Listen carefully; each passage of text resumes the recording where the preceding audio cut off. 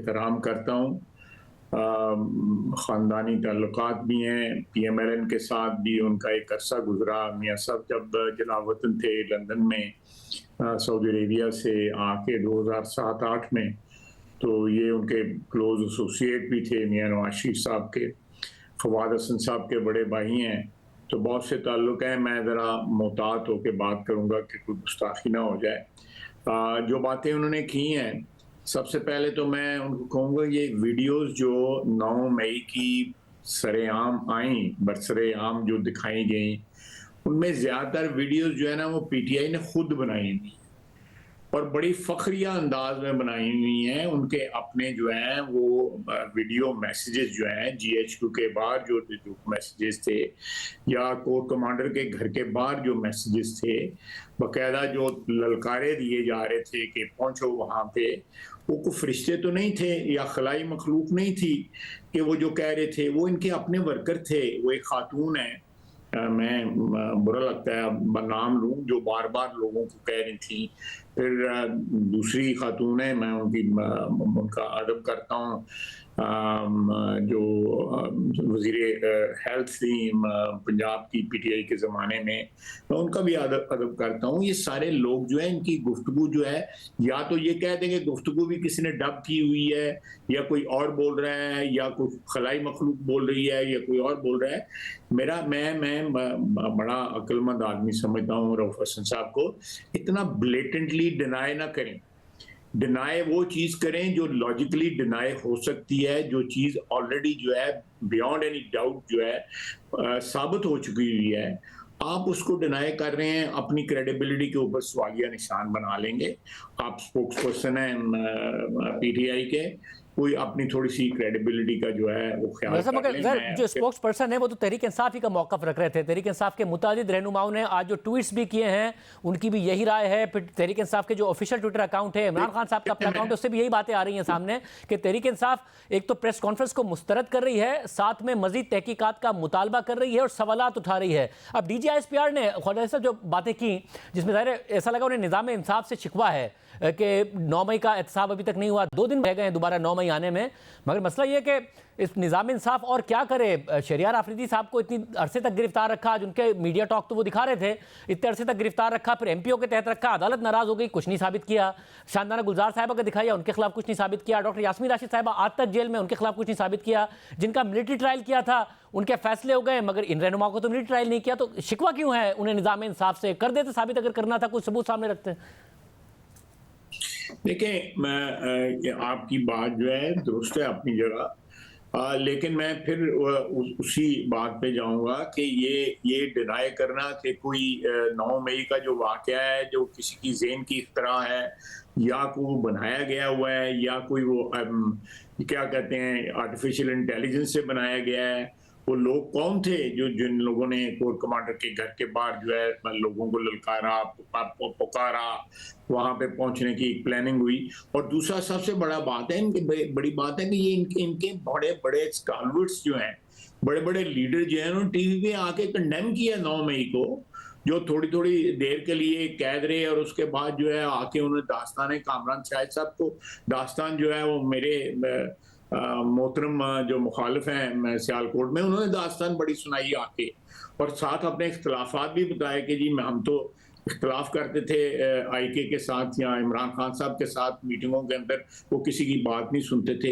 ये भी तो सारा तारीख का हिस्सा है ना। ये भी जो असद उमर साहब हैं, उन्होंने भी इंटरव्यू में कहा कि जिस तरीके से मामला जा रहे थे वो 9 मई की तरफ ही मामला जा रहे थे। इसके अलावा तहरीक इंसाफ के मुतादिद जो वर्कर्स हैं वो इन वीडियोज़ में नजर आते हैं। ये बात भी दुरुस्त है। तहरीक इंसाफ में खुद इमरान खान साहब भी ये कह चुके हैं कि मेरे कारकुन और कहाँ जाकर एहतजाज करते। इसके अलावा बहुत सारे ऐसे शवाहिद मौजूद हैं, मगर जो इंटरव्यूज़ है वो तो जबरी इंटरव्यूज थे ना ख्वाजा साहब जो कराए गए थे। नहीं चले, मेरा मतलब है कि जबरी इंटरव्यू जो है कराए गए, वो इंटरव्यू हो गए, चले मान ली बात, मैं आपकी बात से इत्तफाक कर लेता हूँ। 2 महीने गुजर गए हैं, 4 महीने गुजर गए हैं, 5 महीने गुजर गए हैं, इलेक्शन भी लड़ ली है पीटीआई की टिकट के ऊपर, तो कम से कम डिनाई कर दें कि हमें हमसे फोर्सफुली ये इंटरव्यू करवाए गए और हमसे कहलाया गया और हम उसको डिनाई करते हैं। किसी ने तरदीद नहीं की, बल्कि फोन करके कहते हैं जी बाद का जज्बात में बात होती है तो जरा इग्नोर करते हैं। इस किस्म के फोन करते हैं। ये कोई मैं कोई सुनी सुनाई बात नहीं कर रहा। तो ये बिल्कुल इसकी डिनाइल जो है, मैं कहता हूँ जरूर करें, बिल्कुल जरूर करें। जो जिनके जबरी इंटरव्यू हुए हैं वो बताएं कि जी हमसे जबरी इंटरव्यू लिया गया है। मैं आपके प्रोग्राम की वसातत से सबको कहता हूँ, असद उमर साहब को भी कहता हूँ, अली जैदी साहब को भी कहता हूँ, जो डार साहब हैं सियालकोट में, उनको भी कहता हूँ, ये सबको कहता हूँ। असद उमर साहब तो अभी अपनी बातों पर कायम है। उन्होंने तो भी पिछले दिनों भी इंटरव्यू दिया, वो नहीं मुकर रहे अपनी बात से। मैं दीगर की बात कर रहा हूं। असद उमर साहब तो अभी अपने मौक़िफ़ पर कायम ही हैं जो उनकी तरफ से बातें की गई थी। नहीं, बिल्कुल कायम है, बिल्कुल कायम है। मेरा मतलब है कि जो पीपल हु हैव कोई थोड़ा बहुत जो है वो एक रिस्पेक्टेबिलिटी या कोई लोगों को मुंह दिखाने का एक जिसको रहना चाहते हैं कि भाई हमारा कोई कॉल ऑफ फेल में या हमारी गुफ्तगू में कोई तजादात ना हो, वो आज भी अपनी, मैं असद उमर साहब के मतलब कह देता हूँ कि वो आज भी हैं, लेकिन बाकी बताएं कहाँ पे है। Why don't they own or disown what happened on 9th of May? शफकत महमूद साहब हैं और बहुत से लोग हैं, वो आके टीवी पे बोलें। वो क्यों नहीं बोलते? दलेरी पकड़े ना, आए टीवी पे बोले, डिनाई करें इन चीजों को जो है, क्यों नहीं डिनाई करते? मगर हर बंदा मगर फिर इसे आगे बढ़ने के लिए बड़ा लाजमी ना ख्वाजा साहब कि इसको साबित किया जाता। 2 दिन बाकी रह गए 9 मई में। अब मसला यह है कि आज जब DGISPR ये कहें कि सिद्क़ दिल से माफी मांगे, तो यानी कि जब माफी का कहने तक नौबत आ जाए तो साबित नहीं हो रहा ना फिर। नहीं, ऐसी कोई बात नहीं है। अगर कोई शख्स जो है इंसिस्ट कर रहा है कि 9 मई को जो कुछ हुआ ठीक हुआ और एक नेचुरल आउटकम था, बिल्कुल जो है कोई नेचुरल आउटकम नहीं था या कोई ऐसी कोई बात नहीं थी कि इस एक्सट्रीम के ऊपर पाकिस्तानी शहरी जो है इस एक्सट्रीम के ऊपर जाए। बिल्कुल कतई तौर पे ऐसी कोई बात नहीं थी। ये एक सोचे समझे मंसूबे के तहत सारा कुछ हुआ। अब मुझे बताएं ये बात, मैं आपसे एक सवाल पूछता हूं कि एक तरफ इमरान खान या उनके हवारियों का ये सारे का सारा मौकफ है, दूसरी तरफ जो है वो बार बार इसरार कर रहे हैं कि जी हमने बात करनी है तो आर्मी चीफ से बात करनी है या DGISI से बात करनी है। एक तरफ वो कहते हैं कि जी मेरा अगर कत्ल हुआ तो मेरा कत्ल का जिम्मेदार जो है, मेरा कातिल जो है वो आर्मी चीफ होगा। दूसरी तरफ कहते हैं बात करेंगे तो सिर्फ उनसे करेंगे। मुझे ये बताएं कि इतनी बड़ी कॉन्ट्रडिक्शंस जो हैं उनके, और हाँ फिर उसके बाद जो है अलीमा खान साहिबा का बयान आया है कि ज्यादतियां हुई हैं, पहले भी ज्यादतियां हुई हैं। अब पता लगा जब हमारे साथ ज्यादती हुई है कि ज्यादतियां पहले भी हुई हैं। मिलके जो है इंसाफ के सिस्टम को दुरुस्त करना चाहिए। मैं बिल्कुल उनसे इत्तेफाक करता हूँ, मिल करें। उनके भाई साहब जो हैं वो इस बात के ऊपर तैयार ही नहीं है इस बात पे आने का। और मैं आपकी वसातत से तमाम उन लोगों को जो कहते हैं हमसे जबरी इंटरव्यू लिए गए, उन तमाम को कहता हूँ टीवी पे आगे डिनाई करें। मैं भी तो कैद रहा ना, मेरे साथी भी तो कैद रहे ना। आपने अभी नाम लिया है, मिफ्ता का लिया है, शायद अब्बासी का लिया है, और बहुत से दोस्त कैद रहे। हम उसी मौकफ पे अड़े रहे जिस मौकफ पे जेल जाने से पहले थे, उसी मौकफ पे खड़े थे जब जेल से रिहा होके आए हैं, और आज भी खड़े हैं। और ये चीज जो है ये इसमें कंसिस्टेंसी है। इनकंसिस्टेंसी जो है वो उनके बयानात में है, PTI के बयानात में है। आज कुछ कहते हैं, कल कुछ कहते हैं। आप देखें अब क्या मैं किसका आपको बयान करूं कि क्या क्या उन्होंने कहा और क्या क्या किस चीज के ऊपर वो स्टैंड कर रहे हैं। खुद किसी और की बात ना करें। PTI के आप देखें क्या इस वक्त जो है धमा चौकड़ी और रौला पड़ा हुआ है। PAC की जो चेयरमैनशिप है, जो बेसिकली बाइंडिंग नहीं है हमारे ऊपर, लेकिन उसके लिए आपस में झगड़ा पड़ा हुआ है। ये लोग जो है ये एक हजूम है, ये तो सियासी पार्टी नहीं है। क्योंकि आपने इसका जिक्र कर दिया, मैं इस टॉपिक पे वापस आऊंगा, मगर क्या मरवत साहब की आपसे गालिबन मुलाकात हुई थी इस हवाले से? क्या बात हुई थी उसमें? देखिए मेरी उनके साथ मुलाकात हुई थी। मैं उसको डिनाई नहीं कर सकता। टीवी के ऊपर आपने एक सवाल पूछा है, मैं I will not deny that मेरी उनसे मुलाकात हुई थी। और उन्होंने PAC के हवाले से ही मुझसे बात की थी। बाकी जो बात हुई थी, डिस्कशन यही हुई थी कि उनका नाम उन्होंने कहा था मेरा नाम रिकमेंड हो रहा है, हो गया हुआ है, बल्कि वाकई उस वक्त हो गया हुआ था। ये तो अब वकास साहब का आया है। लेकिन मैं आपको एक बात बता दूं, ये एक बाइंडिंग नहीं है गवर्नमेंट के ऊपर के उनका चेयरमैन जो है जरूरी अपॉइंट करना है। चलें, मान लिया हम कर देंगे अपॉइंट जो है, लेकिन ये कि वो नाम बताएं ये नहीं है। पहले भी कोई ऐसी कोई ट्रेडिशन नहीं है और अब भी जो है ये गवर्नमेंट का प्रेरोगेटिव है। गवर्नमेंट की ये एक इस्तेहकाक है कि वो अपोजिशन से किसी शख्स को जो है वो चेयरमैन बना दे। वो 2-3 दिन, बेशक 2-3 का पैनल दे दें, उसमें हम पिक कर लेंगे। लेकिन ये जो लड़ाई जो उनकी इस टॉपिक पे आते हुए अब आज DGISPR साहब ने कहा कि माजी की बातें करते हुए कि किस तरीके से ज़ाहिर 2014 के धरने के मकासद का भी अहाता करे वो कमीशन, पार्लियामेंट पर हमला केस कैसे हुआ इसका भी करे, PTV पर हमला कैसे हुआ इसका भी करे, जब आप पासपोर्ट जलाएं, बिजली के बिल जलाएं, सिविल नाफरमानी करें, हुकूमत के रिसोर्सेज से इस्लामाबाद पर, खैबर पख्तूनख्वा की हुकूमत के रिसोर्सेज से इस्लामाबाद पर धावा बोल दें, IMF को ख़त लिखें, कहाँ से फंडिंग आई, कहाँ गई। तो इन सब का अगर एहतसाब ना किया तो 9 मई तो होना था। अच्छा, ये जो 2014 से मामलात गिनवाए हैं DGISPR ने और उन्होंने कहा कि 9 मई तो होना था, ये तो उनके अपने इदारे के खिलाफ भी चार्जशीट है ना। ये सवाल तो वो फिर पूछें जनरल ज़हीरुल इस्लाम से, जनरल रिटायर्ड बाजवा से, जनरल रिटायर्ड फैज़ हमीद से, जनरल रिटायर्ड पाशा से कि 9 मई तो होना था जब आप सब ने ये हरकतें की हैं।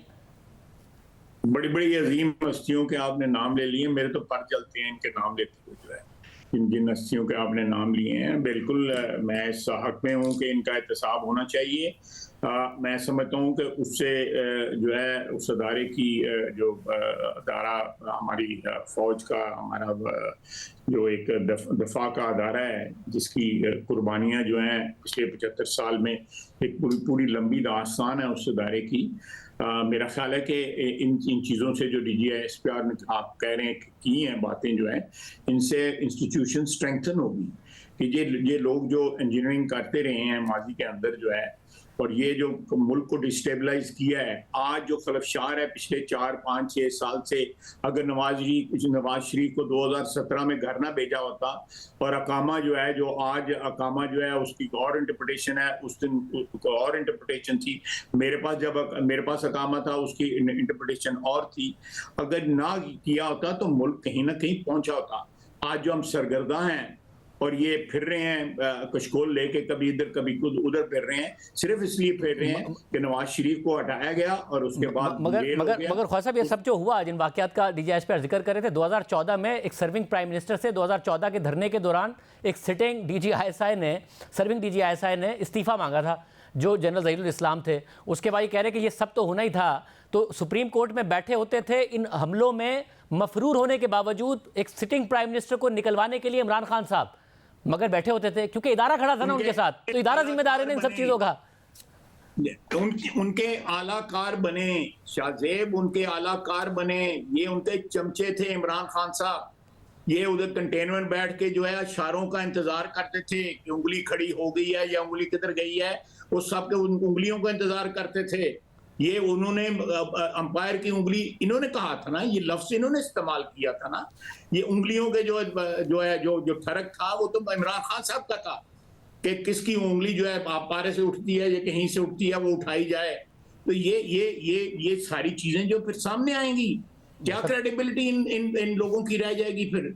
ये जो मॉरल हाई ग्राउंड क्लेम करते हैं सारे के सारे, इनके पल्ले क्या रह जाएगा फिर? करें, बिल्कुल करें। तो ख्वाजा साहब, इदारा जुडिशल कमीशन की बात क्यों कर रहा है अपने अंदर? वो आज खुद कह रहे थे खुद एहतसाबी होती है, तो अपनी खुद एहतसाबी तो खुद करें ना, आज तक के वाकयात की कि क्या क्या किस किस ने किया है और अपने ओथ से तजावुज करके किया है। देखें, जो 2014 की आप बात कर रहे हैं या 2017 में जो वाकयात हुए आप उनकी बात करते हैं, उसमें तो और भी अदारे शामिल हैं, उसमें आपकी अदलिया भी शामिल है, उसके और भी बहुत से लोग शामिल हैं। उसमें एक सियासी पार्टी जिसका आप बार बार नाम ले रहे हैं वो शामिल है, और सियासी पार्टियां शामिल हैं। उसमें जो एक साहब वो वहाँ से आए थे, कनाडा से जो इंपोर्ट हुए थे, जिनकी पैकिंग भी अब कनेडियन होगी हुई है, वो वहाँ से लाए गए, यहाँ पे कब्रें खुदवाई गई यहाँ पे, और मारा पीटा गया, हमले हुए, कई महीने जो है पार्लियामेंट में जो लोग जो है आम रास्तों से नहीं जा सकते थे। कहाँ लंबी स्टोरी, आप किसी वक्त लंबी स्टोरी आज तक चल रही है ना। हालिया दौर में भी जजेस इल्जामात लगा रहे हैं, फिर हालिया इंतखाबात पर भी सवाल उठ रहा है, स्टोरी तो चले जा रही है क्योंकि माजी का एहतसाब नहीं हो रहा है। मेरी बात सुने, जजेस जो हैं कोई जो जितने हम गंदे हैं या जितने कोई और जिसमें इल्जाम आप लगा आपकी जो आप हमारी बहस हो रही है उन पे लगे हुए हैं, जजेस कौन से दूध के धुले हुए हैं? मैं शुरू हो जाऊं सारे के सारे सब जो है कहानियां उनकी जो है किसी वकील से पूछ लें और किसी सियासी वर्कर से पूछ लें। कोई आज नेक हुआ है, कोई कल नेक हुआ है, कोई परसों नेक हुआ है, लेकिन पिछले महीनों में और सालों में और उसमें जो है उनकी नेकियां कहाँ थी? तो ये अच्छी बात है कि नेक हो गए हैं, अच्छी बात है कि असूलों की बात करते हैं। यहाँ पे कोई अदारा जो है वो क्लेम नहीं कर सकता कि हमारी तारीख जो है वो दूध की धुली हुई है, हमारी तारीख जो है वो काबिल फख्र है। हमारा एक कलेक्टिव एक एतराफ का जो है उसकी जरूरत है, एक कलेक्टिव एतराफ की।